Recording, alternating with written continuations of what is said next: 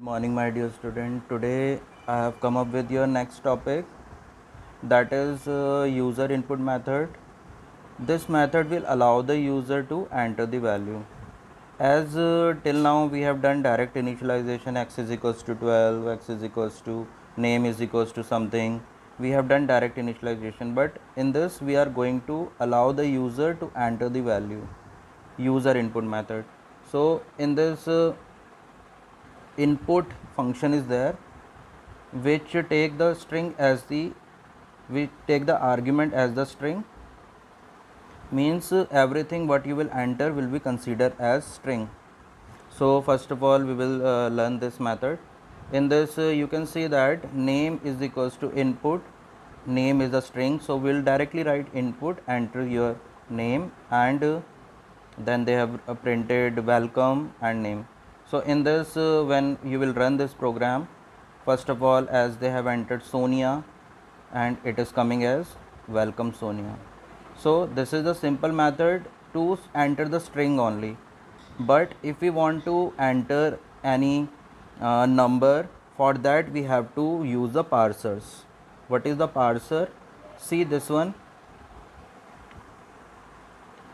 If we do not write any parser, if we directly give num1, as they have given input, enter the number, so number user have entered 30, input enter the second number, user have entered 40, then the result is coming num1 plus num2 as 3040, because string, when we add string, then it will take the whole value, it will not add up, because as I say Ajay plus Rawat, what will be the answer? Ajay Rawat, because these are the strings.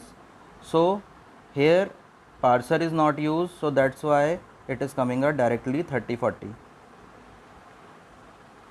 But if we use the parser, as they have used int within bracket, they have used input, same method, but outside they have used int.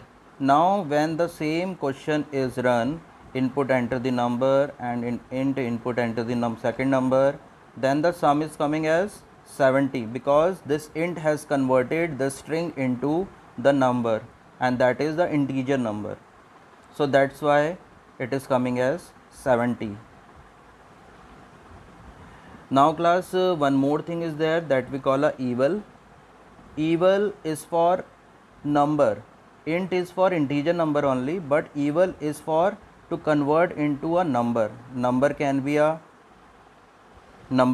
string value, number can be a integer, number can be a float, means decimal value, or a simple integer.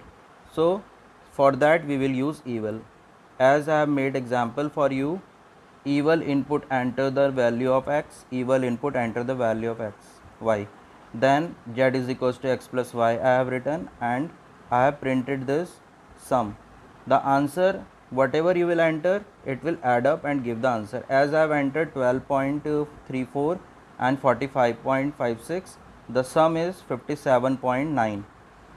In this 000 is coming, but in computer it will not come, so it is coming as 57.9, it will come. Now if we use the float one, in that also it will work as a decimal value, and it will add up these two. As I have written first number as 12.34, it is a float value, but second number I have written 12, but it will automatically convert this into a float value, that is 12.00, and after that it will sum up and answer will come 24.34. In computer it is in generally we do, but in computer it take like this only. We have to convert, in general. If somebody asks you 5 plus 2, you will answer 7. If somebody asks 5.2 plus 7, you will ask 12.2. So we are human, so we can make it, but in computer we have to give the proper parser. These are the parser which converts the input value into the particular. So in the first example, as we have seen in this one,